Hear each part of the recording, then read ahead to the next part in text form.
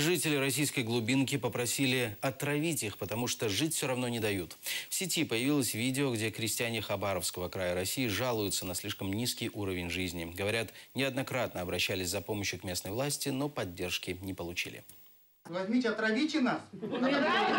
Отравите, вот вы представьте, молодые люди в петли выходят. Молодой вот пацан пришел с армии, руку, женщина себе бензин облила, дети дома не ночуют, уходят. Пьянство, вот детей, вот у нас, мы хотели в прошлом году начать строительство спортивного клуба. Очень тяжело. Здесь был пожарник, я тебя задроблю сразу, то. А вот вы смотрите, что молодежь спивается, дети ходят, курят, это как будто так и надо. Вот мы построили детскую мастерскую, хотели сделать, начать строиться, чтобы наши дети, у нас многие есть одаренные дети, вырезали, шили, а оказывается в правительстве наши дети никому не нужны, не только в правительстве, и здесь, они в Чумикане. Просто мы как на сегодняшний день, скорее бы наше село вымерло.